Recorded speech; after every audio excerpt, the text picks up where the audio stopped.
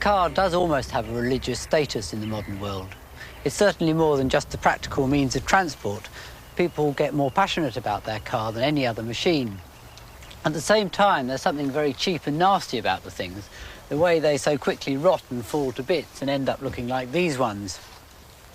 It's all such a vast subject that today I'm going to concentrate on the part of the car that people lavish most love and care on, which is also the part that leads to the car's rapid demise. This is the steel skin which gives the car its shape and its rigidity, the body shell. I'm going to look at how it developed and also at its structure.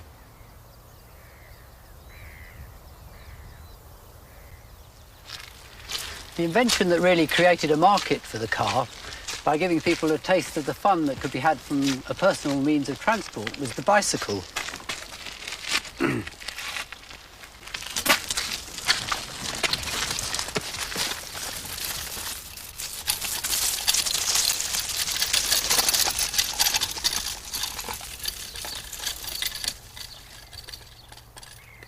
It was the popularity of cycling that led to several intrepid engineers trying to go faster by adding one of the new internal combustion engines. Gottlieb Daimler added one to a wooden-wheeled bicycle a bit like this. And Carl Benz based his design on a tricycle.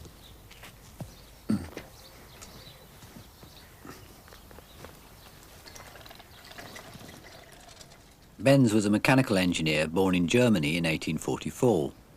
He'd bought a bicycle in the 1860s and had been obsessed by the idea of motorised personal transport ever since.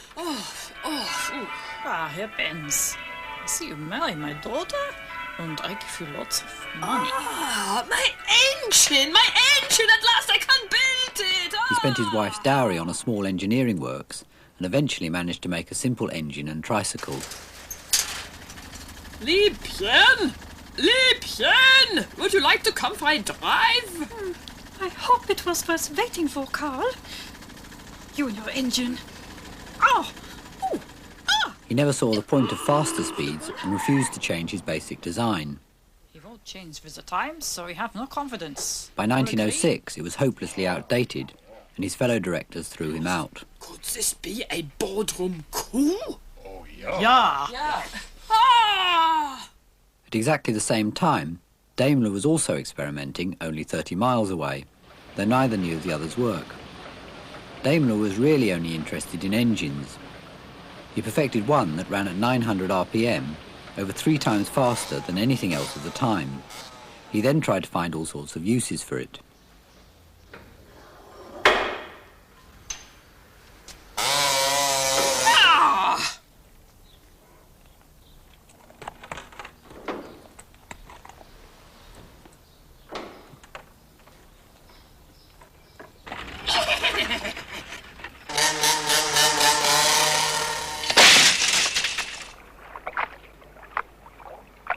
He was never very successful at making complete vehicles, but his engines were adopted by other firms and formed the basis of the first successful cars. This is a 1902 Wolseley. Cars had quickly lost their resemblance to bicycles and started to look literally like horseless carriages.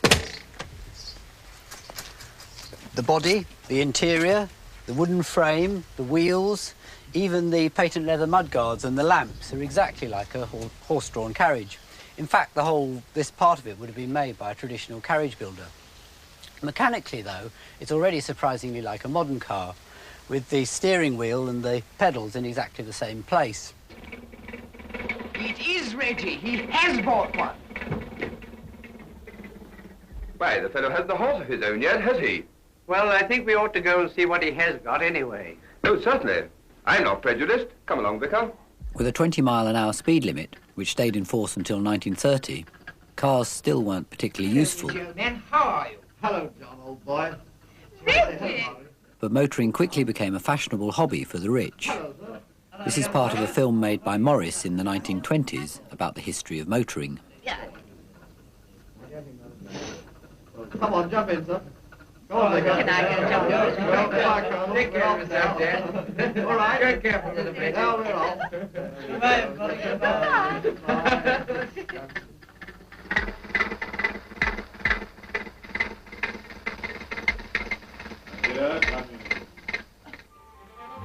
The idea of mass-producing cars, started by Henry Ford in 1906, slowly spread to Europe after the First World War. This is Morris's factory in 1925.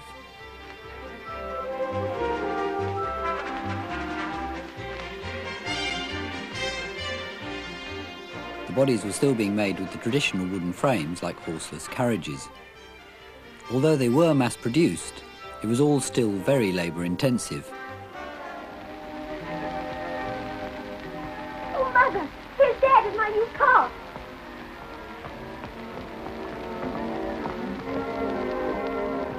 It wasn't long, though, before there was a revolutionary change in the way that cars were made.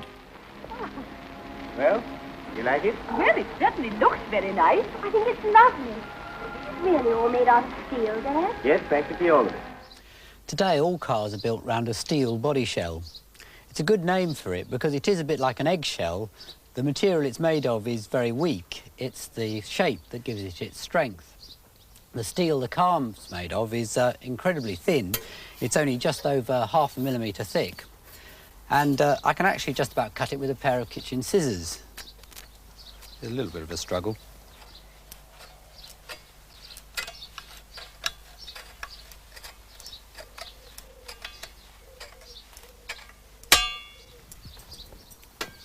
However, when it's pressed into curved, rounded shapes like this is actually the bit from the bottom of one of the doors.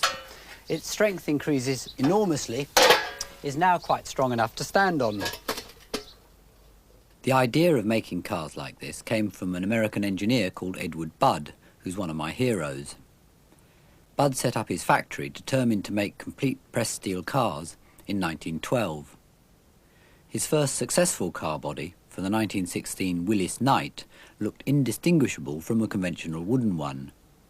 Budd started making bodies for almost all the American car manufacturers, and in 1925 he set up a pressing plant at Cowley for Morris. The Morris standard ensures that the OK stamp is placed only on the best, and that's how they get beautiful flat sheets of steel.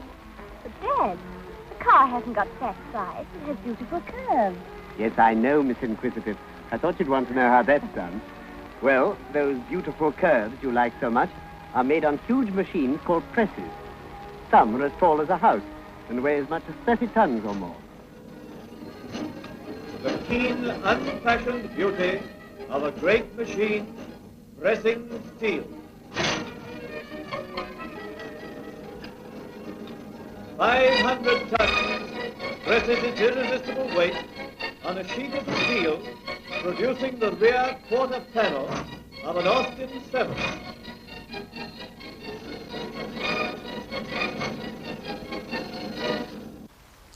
The rounder the panel, the stronger it is. This modern bonnet is almost completely flat and it's extremely weak.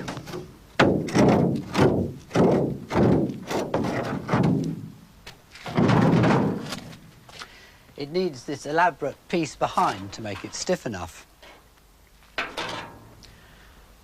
This old Morris Minor bonnet needs hardly any stiffening at all. It is made of slightly thicker metal, but the main reason for its strength is its shape.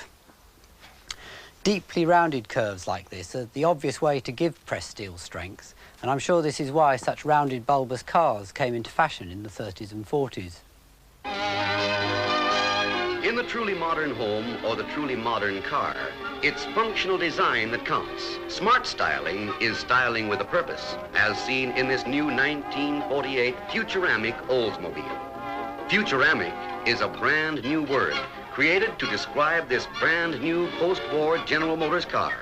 Luxuriously appointed inside and out, the Futuramic Oldsmobile brings truly modern post-war design to the automotive field.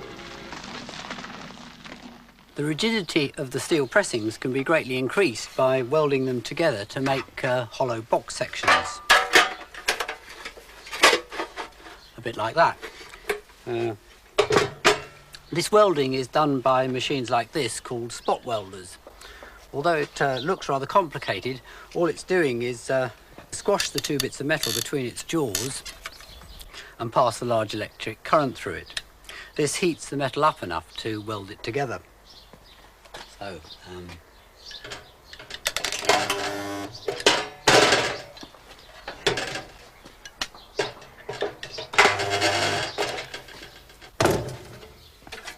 surface now feels completely rigid.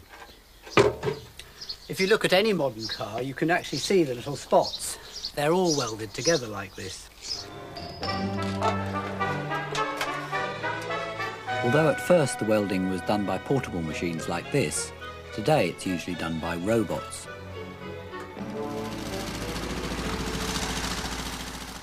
Cars were traditionally built around a strong chassis like this.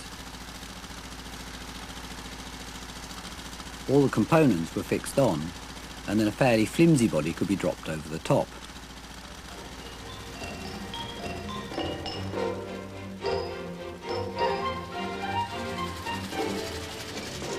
However, Edward Budd's techniques changed all this.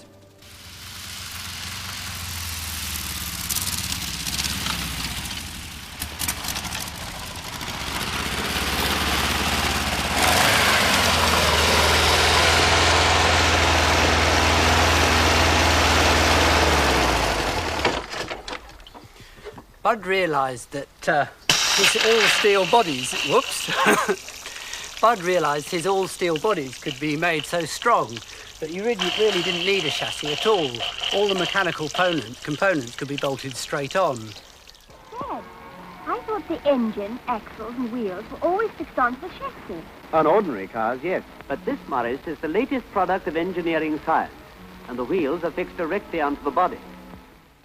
The enormous advantage of making a whole pressed steel shell without a separate chassis is that it's highly suited to mass production. Once you have the dies and the presses, the whole process is very quick and cheap. Led by America, the car industry lost its dependence on earlier industrial techniques and became a dominant industry in its own right.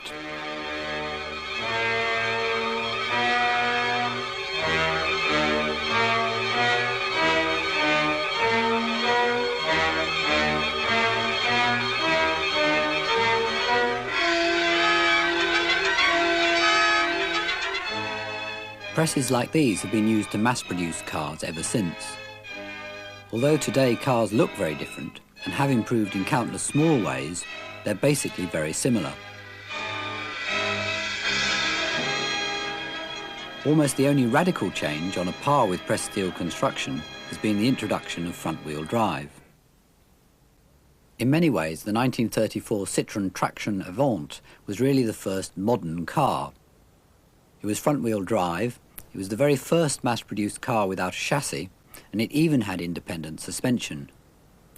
André Citroën was friends with Budd and was much more adventurous than any of the American car manufacturers who'd rejected Budd's ideas. Front-wheel drive was slow to catch on. The first popular car to use it in Britain was the Mini, not introduced until 25 years later. Some baby loaded. Remember that family at the bus stop? You know, the ones who just couldn't get away? The new Austin 7s transformed their lives. But what about all that luggage? Can they get it in? With all the mechanical parts at the front, there was much more room inside, which was a big selling point.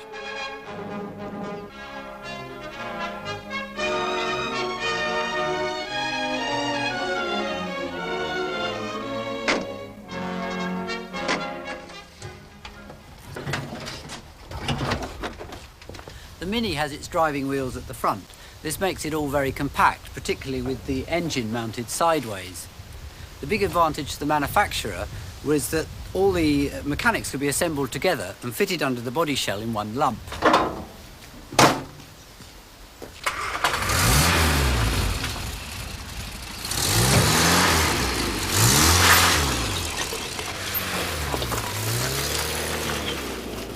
In the last few years, front-wheel drive has suddenly become very popular. It's now actually more common than rear-wheel drive. Today, body shells are designed very scientifically with computers, which has made them lighter and more aerodynamic. It's also made them look more and more alike. This shell could have come from almost any car. Even professional mechanics who've seen it couldn't tell what make and model it was at first sight. Despite all this design, the steel body shell still has considerable limitations. Superficially, the panels dent ridiculously easily, and sorting out even a small dent is quite an elaborate process. Some outer panels are now made of plastic, which doesn't dent so easily, but this isn't suitable for the car's structure. Another problem with the steel body shell is that even a small dent can distort a large part of it and put vital parts like the suspension mountings out of alignment. Straightening it out is quite an elaborate process. First, the body shell has to be firmly fixed to the particular jig for the model of car, precisely locating all the important points. The damage can then be pulled out.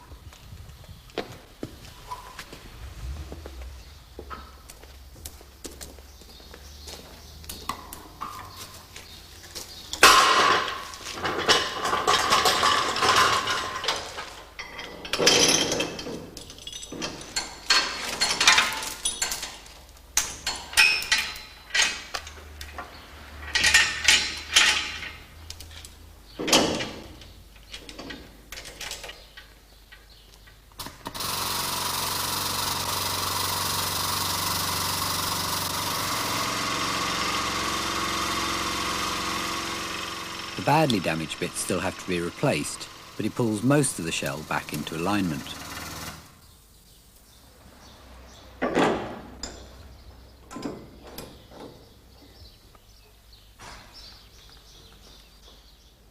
For more serious impacts, Budd was originally very proud of the safety of his steel bodies and arranged all sorts of stunts to prove it.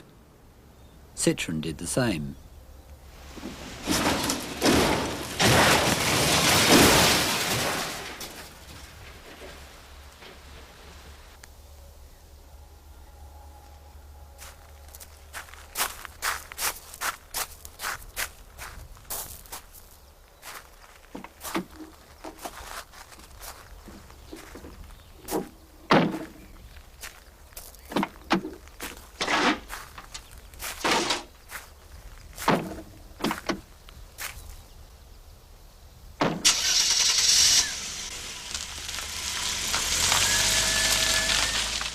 I must say I admire your choice, John. It really is perfect. And it's so nice to know you're surrounded by steel. Yes, you'll be just like a knight of old. Yes, just as safe, much more comfortable, and a car I'll be proud to own.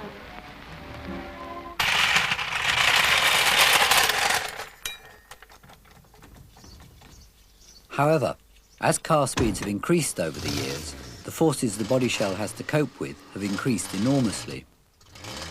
The force needed to stop a car with the brakes quickly makes them glow red hot.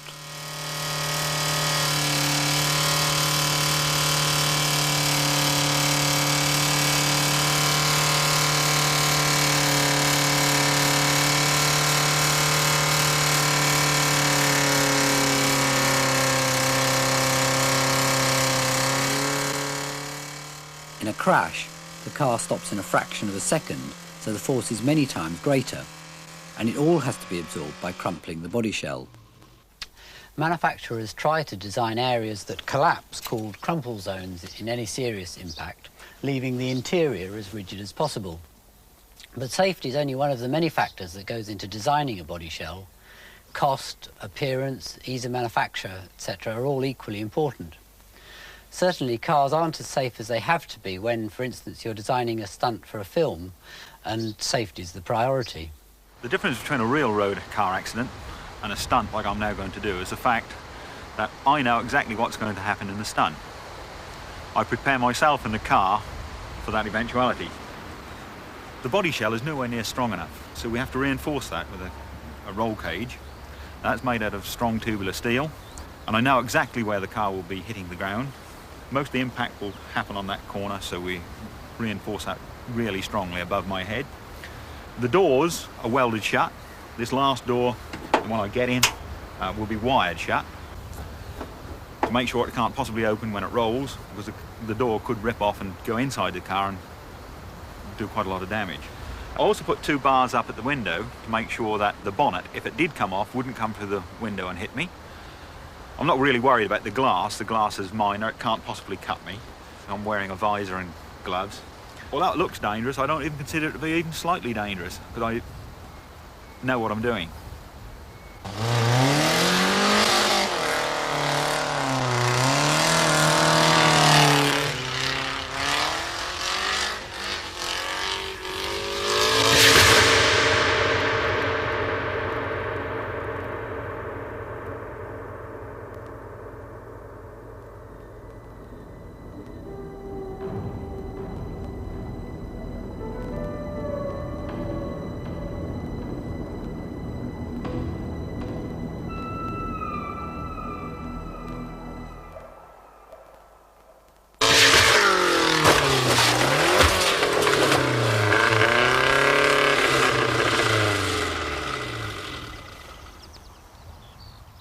As I predicted, most of the impact was taken by the corner of the roof over my head, and as you can see, it is possible to build a structure strong enough to take even this drastic punishment.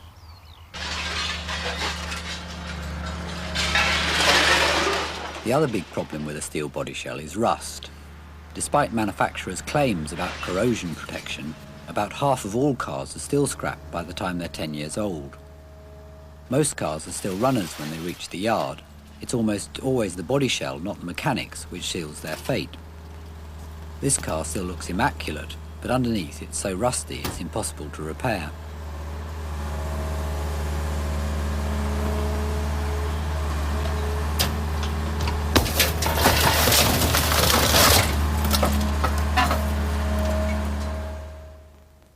Budd realised this limitation of his material and spent much of the 30s experimenting with stainless steel. He developed the beautiful stainless steel trains that are still in use in parts of America and Europe. Although the rusting steel used on today's cars leaves a lot to be desired, it does have one final compensation. Cars get more thoroughly recycled than any other machine. There's a whole industry of scrapyards which salvage and resell the mechanical parts and squash up the body shells to be remelted. Scrapyards really deserve a greener image.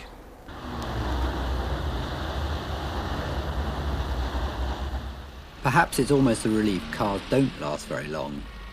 With almost 20 million cars on the road in Britain, and manufacturers in Europe producing over 13 million more every year, 3 times more cars are being produced than babies are being born.